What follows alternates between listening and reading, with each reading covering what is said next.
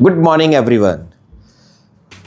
आज हम स्टार्ट करते हैं वो क्वेश्चंस जिनको देखकर स्टूडेंट को सबसे ज़्यादा टेंशन क्रिएट होती है और बोर्ड एग्जाम में सबसे ज़्यादा मालूम किए जाते हैं। वो क्वेश्चंस जो एक नंबर में एमसीक्यूज की फॉर्म में आते हैं but we don't know how to calculate, we don't know what property we should use in that. क्या फॉर्मूला अप्लाई करेंगे, किस तरह से करेंगे, हम नहीं जानते हैं। आज वो तमाम क्वेश्चन 1 मार्क्स के हम यहाँ पर कैलकुलेट करेंगे जो रिप्रेजेंट करते हैं चैप्टर 1, चैप्टर 3 एंड 4 को। चैप्टर 1 रिलेशन एंड फंक्शन के हम 1-2 क्वेश्चंस करेंगे, मैट्रिक्स के करेंगे और डिटरमिनेंट के क्वेश्चंस करेंगे। तो without delay our time we have to start. देखिए, पहले हम प्रॉपर्टीज की बात करते हैं कि प्रॉपर्टीज क्या है। तो यहां मैंने कुछ प्रॉपर्टीज राइट की हैं, इनको डिस्कस करते हैं। देखिए, पहले नंबर पर हमने ये कहा कि A is a given matrix. A हमारी कोई एक मैट्रिक्स है और हम उसको ए मैट्रिक्स है, then A inverse everyone know A inverse या ए इनवर्स ए दोनों का प्रोडक्ट आई के इक्वल आता है। ए और बी दोनों इन्वर्टेबल मैट्रिसेस हैं, then of the same order दोनों सेम ऑर्डर की हैं, देन ये प्रॉपर्टी उसके अंदर अप्लाई होती है। यानी A B whole inverse is equal to B inverse into A inverse, यानी रिवर्स फॉर्मेट में हो जाती है। जिस तरह से हम लिखते हैं कि A B inverse is equal to B inverse into A inverse, ये हमारी प्रॉपर्टी जनरेट होती है फॉर एनी स्क्वायर मैट्रिक्स वो होती है जिसमें नंबर ऑफ रोज और नंबर ऑफ कॉलम इक्वल होते हैं। A inverse to inverse is equal to A के इक्वल आता है। सिंपल सी बात है, जैसे हमने छोटी क्लासेस में डिस्कस किया था कि आप 5 का मल्टीप्लिकेटिव इनवर्स लिखिए, तो 5 का मल्टीप्लिकेटिव इनवर्स ये होता है हमारा 1/5, और अगर 1/5 का वापस फिर से हम मल्टीप्लिकेटिव इनवर्स लिखते हैं तो 1/5 इसके अपॉन में 1 ले लीजिए, कैलकुलेट करिए, 5 के इक्वल आ जाता है। यानी कि यहीं पर भी यही बात आती है कि inverse to inverse always give the same matrix. और A dash inverse, A dash कहलाता है complement, conversion of the row and column. A inverse का ए डैश इनवर्स ये हमेशा इनवर्स के डैश के इक्वल आएगा। यानी कि इस प्रॉपर्टी की हेल्प से हम 5 नंबर के क्वेश्चन को सॉल्व करेंगे। इस तरह के एक एग्जाम्पल आपकी बुक में गिवन है। यहां पर अगर डिटरमिनेंट की बात करते हैं, डिटरमिनेंट की बात करते हैं, यानी कि determinant of A inverse is equal to होता है डिटरमिनेंट ऑफ मैट्रिक्स ए का इनवर्स। यानी कि ये हम डायरेक्ट प्रॉपर्टी का यूज अप्लाई करेंगे। यहां पर ये सबसे इंपॉर्टेंट प्रॉपर्टी आती है ए into adjoint of A.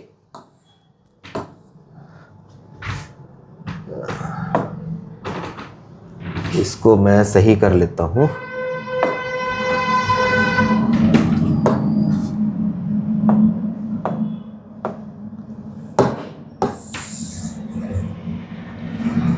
By default कुछ प्रॉब्लम आ गई थी, उसकी वजह से ऐसा हो गया है। चलिए ठीक है,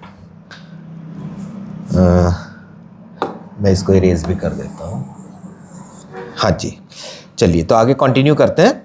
कंटिन्यू में हम देखते हैं कि a into adjoint of A is equal to adjoint of A into A, यानी कि a into adjoint of A is equal to adjoint of A into A, ये होता है determinant of A into I, determinant of A into I.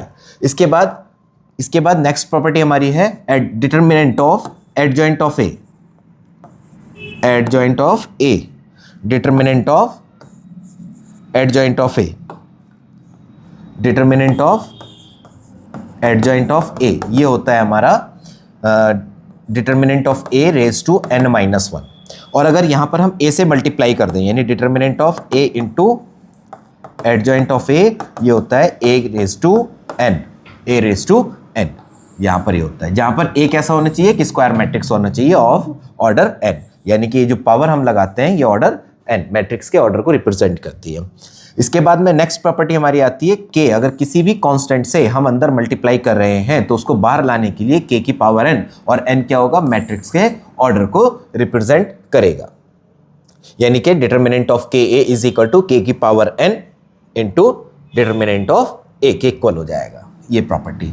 इसके बाद अगर दो matrix के साथ में मल्टीप्लाई हो रही है और a और b दोनों सेम ऑर्डर की हैं, देन हम क्या लिखते हैं, k a b determinant is equal to k की पावर n ए और बी दोनों मैट्रिक्स का ऑर्डर n का है, then determinant of A into determinant of B, ये हम अप्लाई करते हैं। इसके साथ में और क्या है हमारा, determinant of adjoint of A. ये प्रॉपर्टी के बिहाफ पर एक केस स्टडी बेस्ड क्वेश्चन आपके एग्जाम में आया हुआ है, बोर्ड एग्जामिनेशन में केस स्टडी की फॉर्मेट में आया था। तो यहां पर हम क्या करते हैं, determinant of adjoint of A, adjoint of A ये होता है डिटर्मिनेंट ऑफ ए की पावर n-1।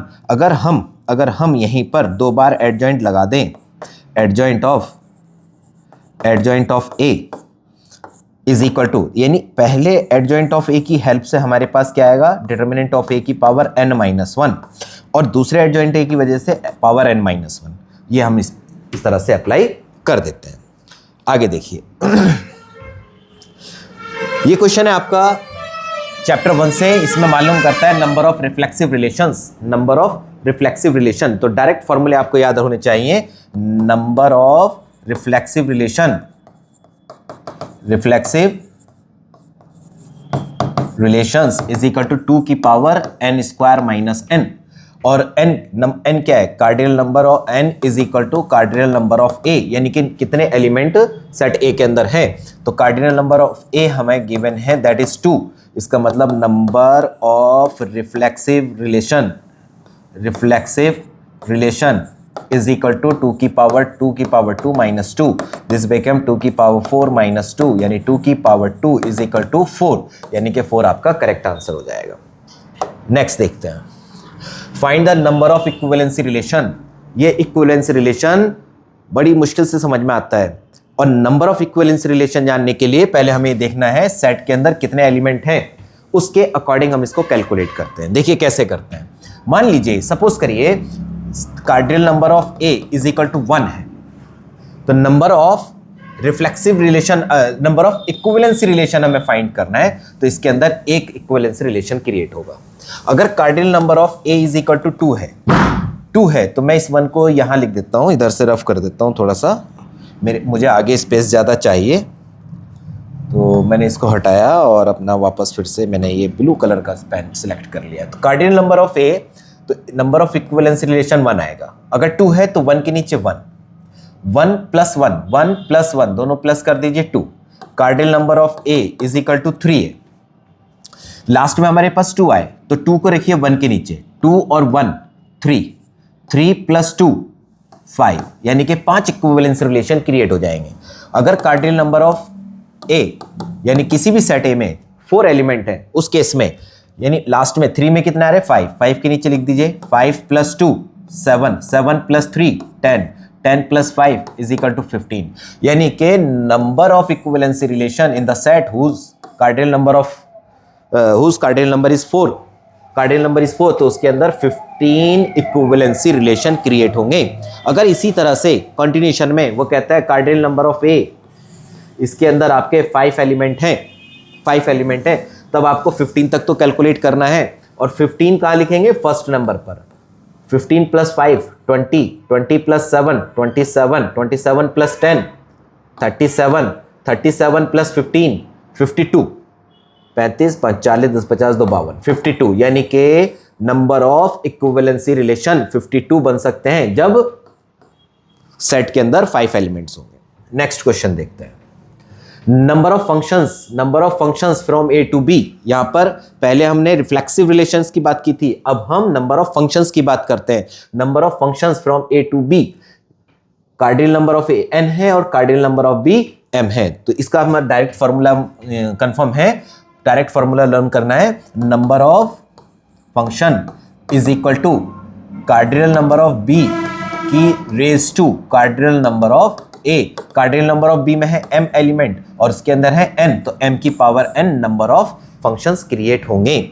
चलिए नेक्स्ट देखिए, नेक्स्ट में कहता है, ये आपका मैट्रिक्स का क्वेश्चन है, number of all possible matrices of order 2/3 of order क्या है हमारा, ऑर्डर है 2/3, और एंट्रीज क्या है, एंट्री क्या करनी है, एंट्री है हमारी 1 और 2 की। तो वो कहता है बताइए कितने, how many possible matrix are, how many matrices are possible, कितनी मैट्रिक्स बन सकती हैं। तो इस केस में पहले हमें ये देखना ऑर्डर है 2/3 यानी कि प्लेसमेंट कितनी जगह होना है is equal to 6, number of places हो गए 6 जिस पर हमें नंबर को किसको 1 और 2 को अप्लाई करना है। तो 1 और 2 नंबर ऑफ एंट्रीज हो गई, number of entries is 2, number of entries is 2 यानी कि दो नंबर 1 और 2 को हमें 6 जगह पर प्लेस करना है। तो नंबर ऑफ मैट्रिसेस आप इसको क्लास 11th के परमुटेशन के अकॉर्डिंग भी रीड कर सकते हैं, बल्कि कर ही उसी के बिहाफ पर रहे। Number of possible matrices is equal to 2⁶, यानी कि 2⁶, 8 8 जा 64, यानी कि 64 इज करेक्ट आंसर। 64 मैट्रिसेस बन सकती हैं।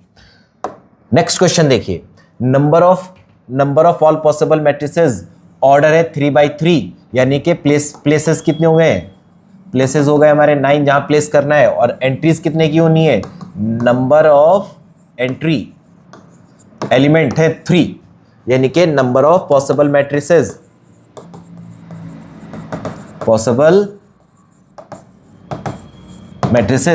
एंट्री है 3, प्लेसेस है 9, तो 3 की पावर 9 यानी कि डी ऑप्शन आपका करेक्ट हो जाएगा। नेक्स्ट देखिए, a matrix A is both, एक मैट्रिक्स है जो है क्या है, सिमेट्रिक एंड स्क्यू सिमेट्रिक, यानी मैट्रिक्स ए सिमेट्रिक भी है और स्क्यू सिमेट्रिक भी है। तो पहले सिमेट्रिक का मतलब समझ लीजिए। सिमेट्रिक का मतलब होता है यहां पर कोई भी एलिमेंट एग्जिस्ट करेगा, सपोज 1 2 3 कोई भी एलिमेंट एग्जिस्ट कर रहा है, और जैसा नंबर यहां पर है सेम नंबर इसकी अपोजिट पोजीशन पर होगा। 5 यहां पर है तो 5 ही यहां होगा, -2 यहां है तो -2 ही यहां पर होगा, यानी कि Aij is equal to AJI इस केस में सिमेट्रिक होती है, सिमेट्रिक केस होता है। और स्क्यू सिमेट्रिक क्या कहता है, सेट ए क्या बनेगा हमारा कि सारे डायगोनल एलिमेंट्स होंगे 0, सारे डायगोनल एलिमेंट्स होंगे 0, और Aij is equal to -AJI मतलब अपोजिट साइन के साथ। यहां पर 3 है तो -3, यहां 5 है तो -5, -2 है तो यहां पर 2 होगा, ये बनेगा। क्या कहता है, सिमेट्रिक और skew symmetric, then A is necessarily, A कैसा मैट्रिक्स होना चाहिए, डायगोनल मैट्रिक्स। डायगोनल तो पॉसिबल नहीं है, क्यों, क्योंकि डायगोनल में सारे डायगोनल एलिमेंट्स एग्जिस्ट करेंगे, लेकिन यहां पर 0 0 है, तो इसका मतलब सारे डायगोनल एलिमेंट का होना 0 कंपलसरी है। स्क्वायर मैट्रिक्स, तो स्क्वायर तो हो सकता है लेकिन डायगोनल एलिमेंट हमारे 0 है, तो इसका मतलब ये क्या होगा कि यहाँ पर जैसा नंबर ये है सेम नंबर यहाँ पर होना चाहिए। यहाँ पर कहता है कि अपोजिट होना चाहिए, तो सेम नंबर और अपोजिट नंबर सिर्फ एक ही केस में हो सकते हैं, एक केस में जब वो 0 को काउंट कर रहे होंगे, 0 होंगे, इस प्लेस पर 0 होंगे। इसका मतलब क्या होगा कि मैट्रिक्स ए हमारा क्या होना चाहिए, 0 0 0, ये तो स्क्यू सिमेट्रिक की कंडीशन को फुलफिल करता है। यहाँ पर 0 है तो यहाँ -0 होगा, ये स्क्यू सिमेट्रिक है। यहाँ -0 है तो यहाँ 0 होना चाहिए, यहाँ पर -0 है तो यहाँ पर भी 0 होना चाहिए, और ये सिर्फ एक ही केस में पॉसिबल है, जब ये हमारे पास सारे एलिमेंट 0 हो। सिमेट्रिक क्या कहेगा, जैसा साइन यहाँ प्लस है तो यहाँ पर भी प्लस, और स्क्यू सिमेट्रिक कहता है यहाँ माइनस है तो यहाँ प्लस होना चाहिए। तो प्लस माइनस 0 ही एक ऐसा नंबर है पूरे नंबर सिस्टम में जिस पर प्लस माइनस लगाने पर नंबर रिमेन कांस्टेंट, सेम बना रहे। तो इस केस में हमारे पास ये एक 0 स्क्वायर मैट्रिक्स में कन्वर्ट हो जाएगा, यानी कि इस केस में हम कहेंगे कि ये एक 0 स्क्वायर मैट्रिक्स है। नेक्स्ट देखिए, A and B are matrices of order 2/3, 3/2 and 2/4। मतलब क्या है कि अगर मैं यहाँ लिख दूं A मैट्रिक्स है 3/2 का और B मैट्रिक्स है 2/4 का, तो मुझे ऑर्डर ऑफ AB की रिक्वायरमेंट है। इसका ऑर्डर क्या होगा, हेयर क्या कर रहे हैं हम, A.B, इसका मतलब we want to do the multiply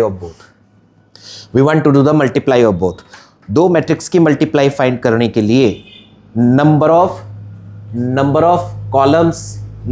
columns of first matrix and number of row of the second matrix same होने कंपलसरी है, यानी कि 2 और ये 2 दोनों सेम होने कंपलसरी है। किस केस में, मल्टीप्लाई करने के केस में दोनों का सेम होना मैंडेटरी है। और जो रिजल्ट आता है फर्स्ट नंबर के नंबर ऑफ रोज और फर्स्ट मैट्रिक्स के नंबर ऑफ रोज और सेकंड मैट्रिक्स के नंबर ऑफ कॉलम दोनों सेम होने चाहिए।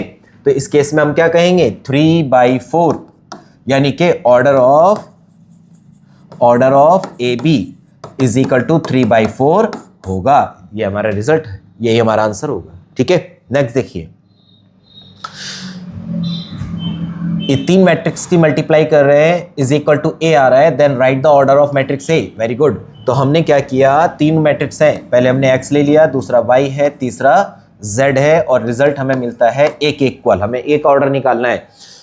पहले इसको देखिए, ये है आपका फर्स्ट 1 रो 3 कॉलम, ये है 3 रोज 3 कॉलम, और यहाँ पर है 3 रोज 1 कॉलम। पहले हम एक्स और वाई की मल्टीप्लाई करते हैं, एक्स और वाई की मल्टीप्लाई करते हैं, और मल्टीप्लाई करने पर सपोज हमें कोई मैट्रिक्स पी मिलता है, तो यहाँ पर हमने देखा ये दोनों सेम हैं, तो ऑर्डर हमारा बनेगा 1/3, और फिर हम इसे मल्टीप्लाई करते हैं z से 3/1 से, हमारे रिजल्ट आता है a। दोनों का प्रोडक्ट सिर्फ कब पॉसिबल है, जब ये दोनों सेम होंगे।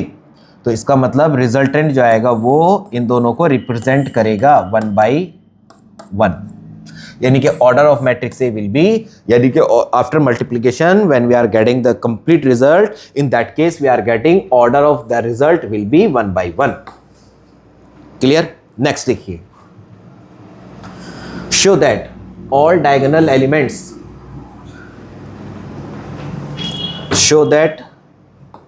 diagonal elements आज ये प्रॉब्लम फेस कर रहे हैं हम। हाँ जी, show that all diagonal elements of a skew symmetric matrix are 0। ये हमें प्रूफ करना है। ये थ्योरम आपकी बोर्ड एग्जाम में भी आई हुई है, ये बुक के अंदर थ्योरम की फॉर्म में गिवन है। ऑल डायगोनल एलिमेंट्स किसके, स्क्यू सिमेट्रिक। तो स्क्यू सिमेट्रिक की अभी हमने बात की थी, ए I J is equal to minus A J आई, किसके लिए, फॉर स्क्यू सिमेट्रिक मैट्रिक्स, ये होता है।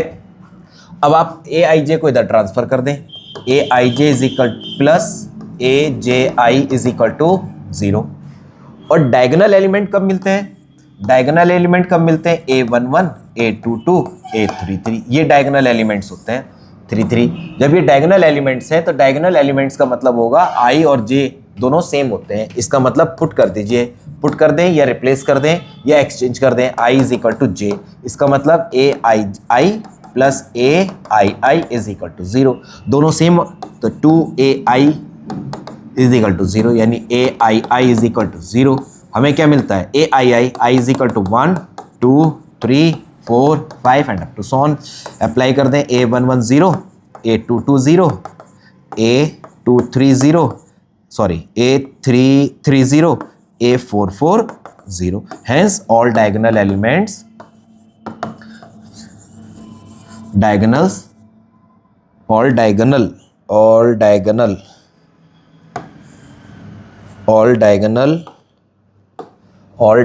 elements are 0 of skew symmetric matrix। ठीक है, ये हमारा प्रूफमेंट हो जाता है। नेक्स्ट देखिए क्या कहता है, A is a skew symmetric matrix of order 3, then the value of magnitude of A। ठीक है, ऑफ ऑर्डर 3, यहाँ मैट्रिक्स को पहचाने कौन सी है, ये है हमारी skew symmetric matrix. Skew symmetric matrix किस ऑर्डर की है, 3 की, और हमको डिटर्मिनेंट ऑफ ए की वैल्यू फाइंड आउट करनी है। डिटर्मिनेंट ऑफ ए फाइंड करना है, स्क्यू सिमेट्रिक मैट्रिक्स है, इस तरह के केसेस में हमेशा आंसर 0 के इक्वल आना है। फॉर योर वेरिफिकेशन, आपको सेटिस्फाई करने के लिए हम क्या करते हैं, एक एग्जाम्पल ले लेते हैं। मैट्रिक्स ले लीजिए 0 1 2 -1 0 3, यहाँ हो जाएगा आपका सेम। अब यहाँ आएगा आपका -2 0, यहाँ -3 लिए है तो यहाँ पर हमारा हो जाएगा, ये 0 नहीं आएगा, यहाँ आएगा हमारा 3, ये है 3 और यहाँ आ जाएगा 0। ये एक स्क्यू सिमेट्रिक मैट्रिक्स है, वैसे आंसर 0 आना है। ठीक है, अब आप इसको कैलकुलेट कर लीजिए, 0 ब्रैकेट, दोनों का multiply plus 9 -1 bracket -1 0 minus plus यानी -6 प्लस 2 ब्रैकेट -3 और -3 -0 -0 मीन्स -0 आ रहा है तो +0 हो जाएगा, वो तो माइनस पर ही रह जाएगा, ठीक है। इज इक्वल टू, ये क्या निकाल रहे हैं हम, अगर ये मैट्रिक्स ए है तो डिटर्मिनेंट ऑफ मैट्रिक्स है, this become 0 into something 0, minus minus +6 plus minus minus 3 2 6 become 0। यानी कि जब भी आप इसकी सिमेट्रिक मैट्रिक्स जो सेम ऑर्डर की है, same order means number of rose and number of column, तो स्क्वायर मैट्रिक्स बनेगी और इसकी सिमेट्रिक मैट्रिक्स स्क्वायर में ही एग्जिस्ट करती है, तब उसका डिटर्मिनेंट की वैल्यू हमेशा 0 के इक्वल आती है। नेक्स्ट देखिए, the value of cofactor. Cofactor जब हमने डिटर्मिनेंट को स्टडी किया था उसमें हमने, और मैट्रिक्स को स्टडी किया था, तब हमने उसमें दो चीज़ें पढ़ी, एक पढ़ा हमने माइनर्स, एक पढ़ा कोफैक्टर। माइनर्स क्या होता है, सेम ऑर्डर पर हम कैलकुलेट करते हैं, लेकिन कोफैक्टर में हम अकॉर्डिंग द ऑर्डर माइनस और प्लस के साइन को भी अप्लाई करते हैं। यहाँ पर क्या कहता है, हमको निकालना है cofactor of element second row and third column, second row and third column, second row third column. तो सेकंड रो थर्ड कॉलम होने का मतलब ये है कि A second row third column A23 element के बारे में हमें डिस्कस करना है। कौन से, A23 देखिए सेकंड रो थर्ड कॉलम, यानी कि ये एलिमेंट। अब इस पर आप इधर से और इधर से इसको रिमूव कर दें, यानी A23 इज इक्वल टू क्या बनेगा, 4312, 4312, ये डिटर्मिनेंट का साइन लगा दीजिए। ये क्या होगा मेरा, ये कहलाएगा माइनर्स, ये होगा माइनर। और माइनर के बाद मुझे कन्वर्ट करना है कोफैक्टर, तो मैं यहां क्या करूंगा, -1 की पावर ऑर्डर लगा दीजिए, 2 + 3, -1 की पावर 5, दिस बिकेम माइनस, और इसको कैलकुलेट करते हैं, 4 2 जा 8 और 3 1 जा 3, ये हो गया -5। ये हमारा आंसर आ जाएगा, क्या होगा, -5, यानी कि option B is correct. Hope clear है। नेक्स्ट देखिए, इफ A is a, क्या है A आपका, A is a square matrix of order 3, square matrix है ऑर्डर 3 का, और डिटर्मिनेंट ऑफ A की वैल्यू 6 है, then value of adjoint of A। हमने इसकी प्रॉपर्टी लर्न कर रखी है, determinant of adjoint of A is equal to, ये A स्मॉल बनाते हैं, एडजॉइंट का A स्मॉल लेते हैं, ये स्मॉल A है, is equal to determinant of A की पावर n-1। n क्या है, n is order of matrix, order of matrix, order of matrix, order क्या है 3, इसका मतलब n इज इक्वल टू तो 3 हो गया आपका, और डिटर्मिनेंट ऑफ A आपको गिवन है 6, यानी कि determinant of adjoint of A ये हो जाएगा आपका डिटर्मिनेंट ऑफ A की पावर n, n में मतलब 3 - 1, n-1, तो n-1 कहें या 3 - 1, चलिए आगे रख देते हैं, 6 की पावर 3 - 1, 6 की पावर 2 मतलब 36, यानी कि इसका आंसर कितना होगा हमारा, 36 हो जाएगा। कंप्लीटली आपको क्या करना है, आइडेंटिटी ध्यान रखनी है। नेक्स्ट देखिए, A is a square matrix, A is a square matrix of order 3, यानी n is equal to 3, determinant of A -5, then adjoint of A is equal to determinant of A की power n-1, -5 की power 3 - 1, -5 की power 2, this became 25, यानी 25 आपका correct answer होगा। Next देखिए, A is a square matrix of order 3, यानी कि n is equal to 3, A into adjoint of A into adjoint of A that is equal to 10i। ठीक, कहता है determinant of adjoint A बताइए, तो हम पहले आइडेंटिटी राइट कर देते हैं अपनी, एडजॉइंट ऑफ A ये होता है डिटर्मिनेंट ऑफ A की पावर n-1, यानी कि इसको कैलकुलेट करने से पहले हमें डिटर्मिनेंट ऑफ A की वैल्यू फाइंड करनी, वो हमें गिवन नहीं है, तब हम इस आइडेंटिटी पर फोकस करते हैं। ये इक्वल होता है determinant of A into I, तो हमको क्या मिलेगा, determinant of A is equal to आपका 10, और adjoint of A determinant is equal to determinant of A की पावर n माइनस वन, यानी 10 की power n minus one, n is 3, 3 minus one यानी 10 की पावर 2 बिकेम 100, यानी कि 100 is the correct answer. Clear? Next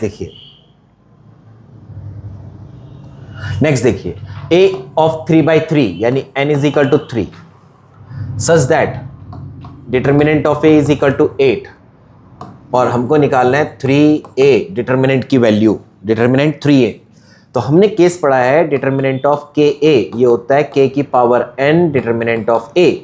अब यहां पर k का मतलब कितना है, k इज इक्वल टू है 3 और n इज इक्वल टू है 3, तो अप्लाई कर दें इसके अकॉर्डिंग, यानी कि डिटर्मिनेंट ऑफ 3a ये इक्वल किसके बनेगा, 3 की पावर n, n बोले तो 3 इंटू डिटर्मिनेंट ऑफ a, यानी कि 3 3 जा 27, 3 3 जा 9, 9 3 जा 27, और डिटर्मिनेंट ऑफ a जिसकी वैल्यू है 8, यानी कि 216।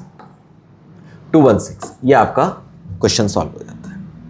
क्वेश्चंस में कुछ भी नहीं है, सिंपल का अटेम्प्ट करना है, आइडेंटिटी आपको लर्न होनी चाहिए। अगर आप कंफ्यूजन क्रिएट नहीं कर रहे, you can solve easily. Next देखिए, नेक्स्ट क्वेश्चन है for any 2x2 square matrix n is equal to हो गया आपका 2,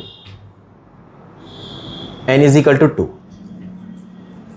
a into adjoint of a into adjoint of a, ये दिया है आपको 8008।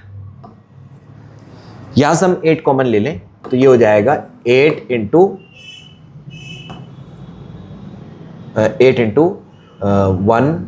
1001, और ये होता है 8i। वापस फिर से प्रॉपर्टी पर ध्यान दीजिए, यानी कि a into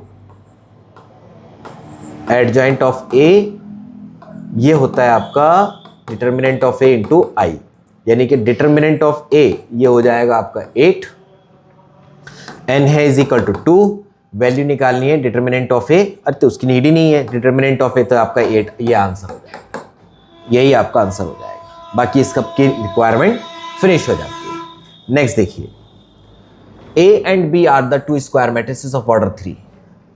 Determinant of A is equal to -1, determinant of B is equal to 3, और वैल्यू निकालनी है 2AB। इसका मतलब होगा determinant of KAB is equal to K की power n order determinant of A और determinant of B। K n है यहाँ पर ऑर्डर 3, यानी कि हमारे पास है n is equal to 3, apply कर दें determinant of 2ab is equal to 2 raise to n, n का मतलब 3, determinant of a determinant of b, 2 की power 3 is equal to 8, a की वैल्यू है -1 मल्टीप्लाई b की वैल्यू 3, 8 3 जा 24, यानी -24 इसका आंसर हो जाएगा। ठीक, नेक्स्ट देखिए, A is a square matrix of 3x3 order, यानी कि n इज इक्वल टू तो आपका 3 हुआ, determinant of A not equal to 0। ठीक, तो डिटर्मिनेंट ऑफ 3a यानी KA 3 की power n magnitude of A, ये हो जाएगा। Write the value of K, simple सी, n की वैल्यू 3 है इज इक्वल टू क्या है, K determinant of A, K की वैल्यू निकालनी है, यानी K इज इक्वल टू 3 की पावर n, बट n क्या है, ऑर्डर कितना है 3/3, यानी n की वैल्यू 3, यानी k की वैल्यू 3 की पावर 3, यानी k इज इक्वल टू 27। ये आपका आंसर हो जाता है। Hope all questions are clear. If you are getting any problem, write us, we will solve your problem. Thank you for watching.